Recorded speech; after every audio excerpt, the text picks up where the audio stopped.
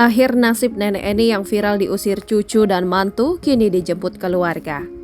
Terungkap kondisi nenek Eni yang diusir oleh cucu dan menantunya yang sempat viral di media sosial.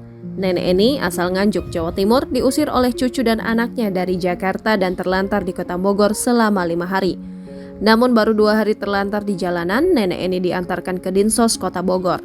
Dilansir dari tribunnews.bogor.com, Kepala Bidang Rehabsos pada Dinsos Kota Bogor, Dodi Wahyudin mengatakan jika selama 3 hari nenek Eni berada di Dinsos Kota Bogor dan kini sudah dijemput oleh keluarganya pada Senin 23 Oktober 2023.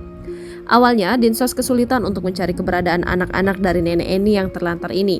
Sementara terkait kondisi nenek Eni saat dihubungi tribunsumsel.com kepada pihak Dinas Sosial, Dodi Wahyudin mengatakan bahwa nenek Eni dalam keadaan sehat.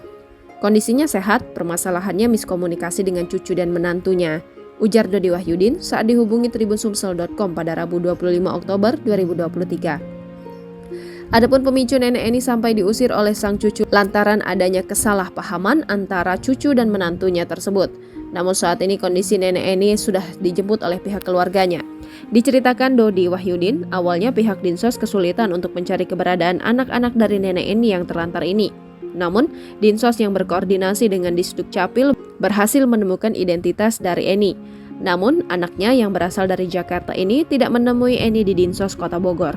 Diketahui anaknya yang di Jakarta sedang berkonflik. Konflik inilah awal mula nenek Eni terlantar di Kota Bogor. Awalnya, nenek ini diterima di kediaman anaknya di Jakarta. Namun setelah beberapa hari, nenek ini mendapat perlakuan yang tidak enak dari anak serta cucunya sendiri. Mungkin dianggap oleh keluarganya nenek ini tidur terus, jadi risihlah liatnya. Lalu diusirlah dan datang ke Kota Bogor, tambahnya.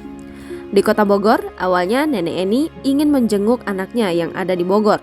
Namun dirinya lupa alamat anaknya dan akhirnya terlantar. Saat ini dijelaskan Dodi, pihaknya sudah menemukan keluarganya dan Eni sudah dibawa anaknya ke Sukaraja. Download Tribun X sekarang, menghadirkan lokal menjadi Indonesia.